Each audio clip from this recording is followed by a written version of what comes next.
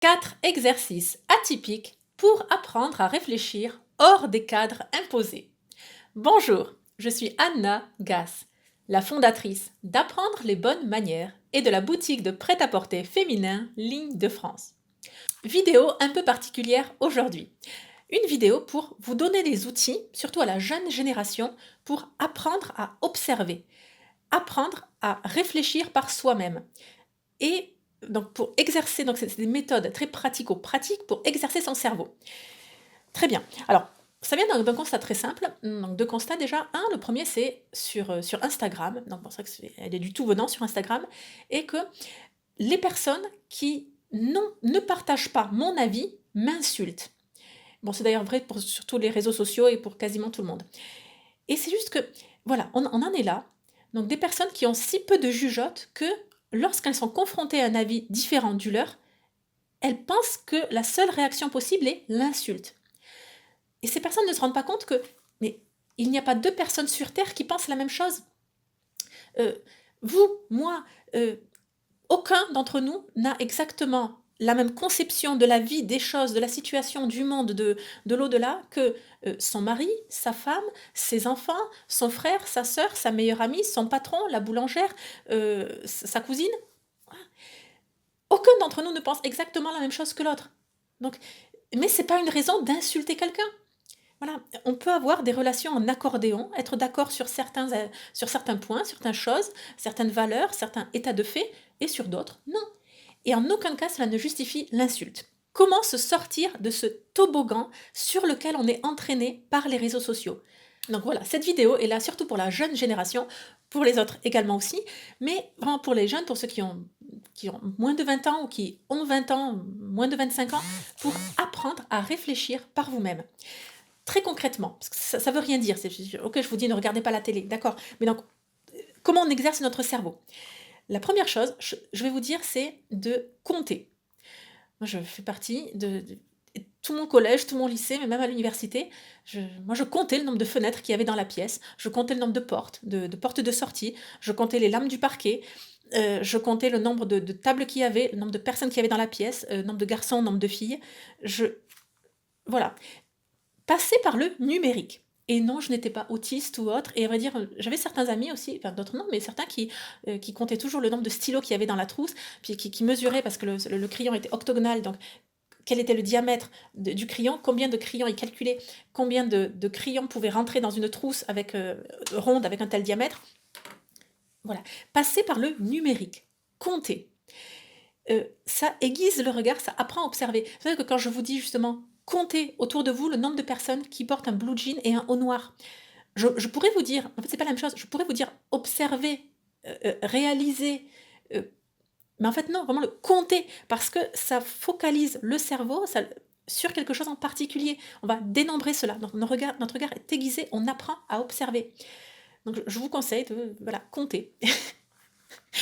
À vous de rassurez-vous, hein, c'est pas un truc, hein, on est autiste et puis on va se moquer de nous. Non, mais vous comptez dans votre tête, d'accord? Vous le dites à personne.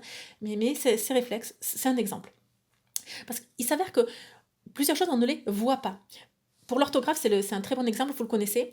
Moi, ça m'arrive aussi, donc j'écris les newsletters du jeudi et parfois, il y a des fautes d'orthographe. Et bon, ceux qui me font remarquer par retour de mail que c'est honteux d'écrire ainsi, et etc., bon, écoutez, ça me fait que ni chaud ni froid. Mais par contre, il y a certains d'entre vous qui me reprennent très gentiment, avec une immense bienveillance. Et, écoutez, Anna, je pense que vous avez fait une coquille, voilà l'orthographe de ce mot. Et ça, c'est tellement gentil de votre part. Et en fait, étant donné que c'est bien présenté et que c'est la vérité, moi, je retourne dans mon brouillon, même s'il sera publié nulle part ailleurs, mais voilà, je retourne sur mon brouillon et je corrige les fautes parce que c'est important que je m'améliore en orthographe. Donc, ça veut dire, je sais qu'on ne voit pas certaines choses, qu'on ne voit pas comment les gens sont habillés dans la rue si on ne passe pas par le numéraire. Donc ça, c'est une chose. Deuxième exercice, c'est lire le dictionnaire. Pour le plaisir. Feuilleter le dictionnaire, passer d'une entrée à l'autre. C'est quelque chose qui se faisait, nous, au primaire, et que nous, on a gardé, je sais pas, dans notre vie, on a toujours eu des dictionnaires, des encyclopédies, voilà. Et en fait, bon, même si vous le faites sur Internet, c'est pas la même chose, hein, mais il y a un mot qui est présenté, nom commun masculin, verbe, adverbe. Et donc, toutes ces classifications grammaticales ont un sens.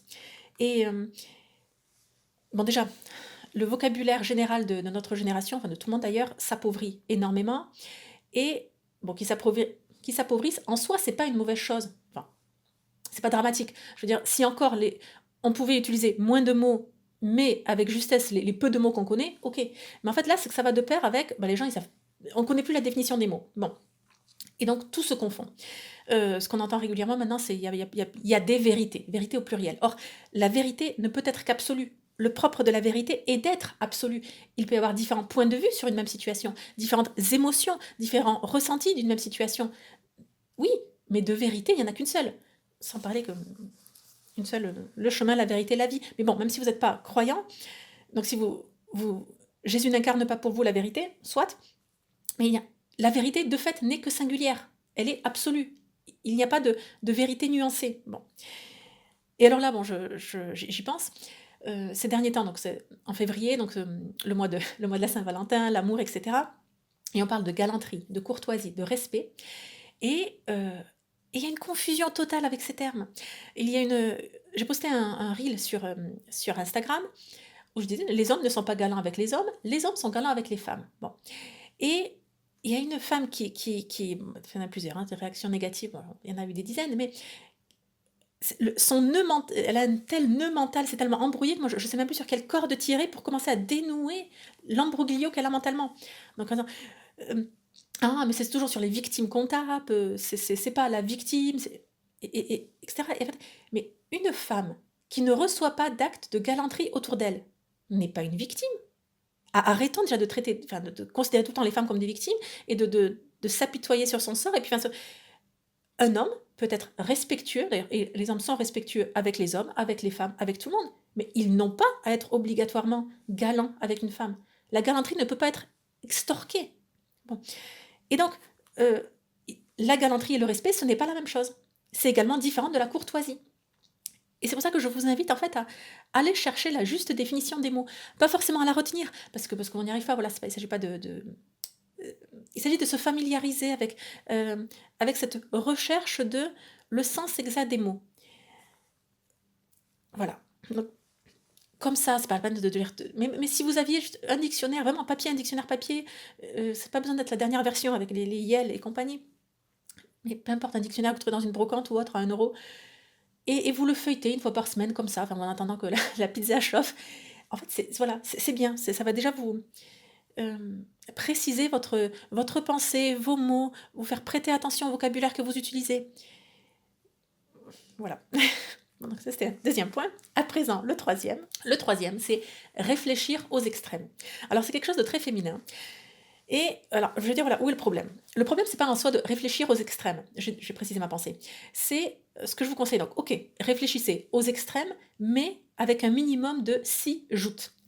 Ou un minimum de 4 joutes. Donc, je m'explique. Je dis, on ne porte pas de basket à un mariage. Ou l'une des caractéristiques de la féminité, ce sont les cheveux longs.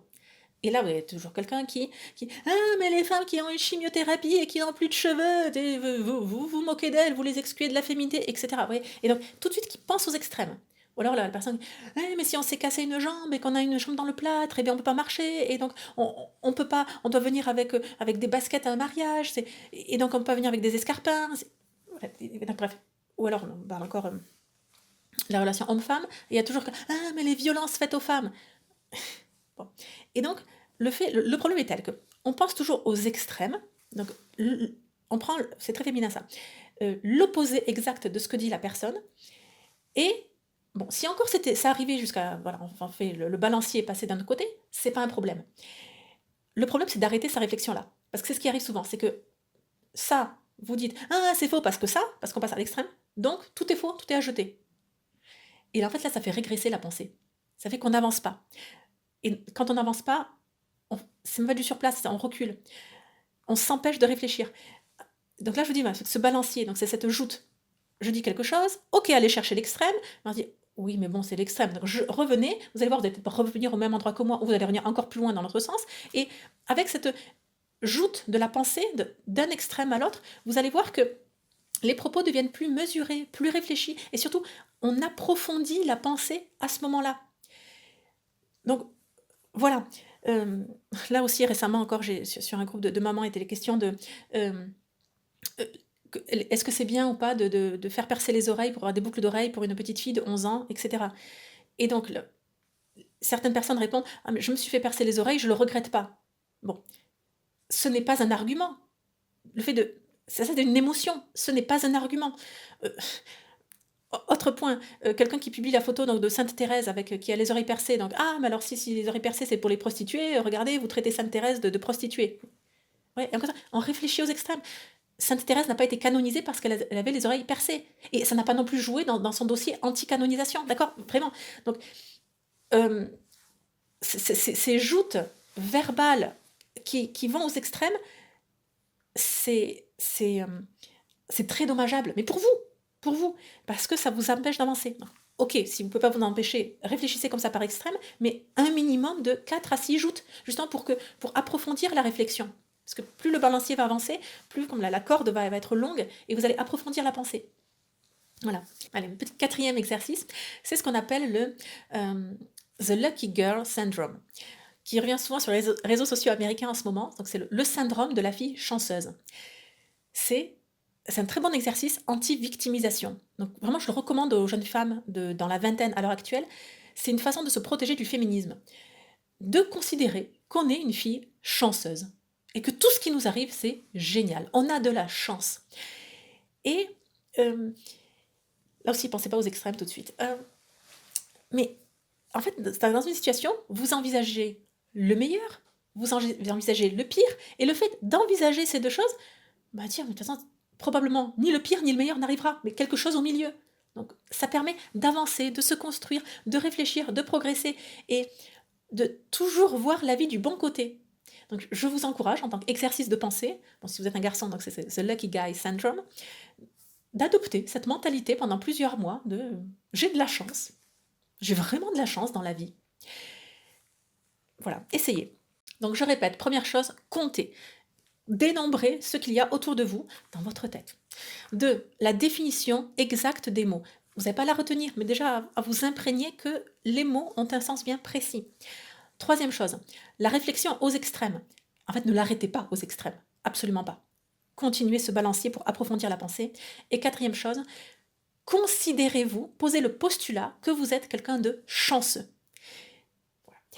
Très bien, donc ça c'est des exercices, oui, atypiques, mais j'espère que ça va vous aider à... Peut-être que certains, en fait, vous en faites déjà. Voilà, vous en faites déjà, et...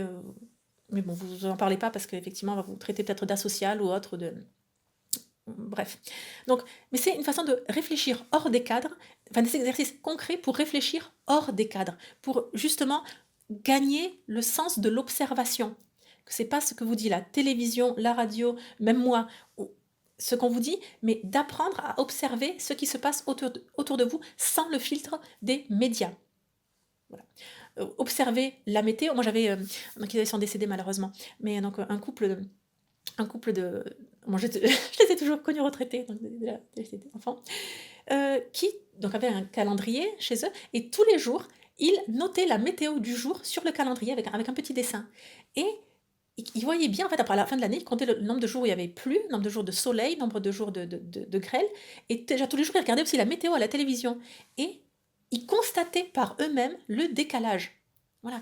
Donc par rapport à ce qui se passe aujourd'hui sur le climat, par rapport aussi à les réflexions des gens, par rapport à l'habillement des gens, par rapport à l'alimentation des gens, entre ce qui est dit dans les médias et ce que l'on observe réellement, il y a un décalage.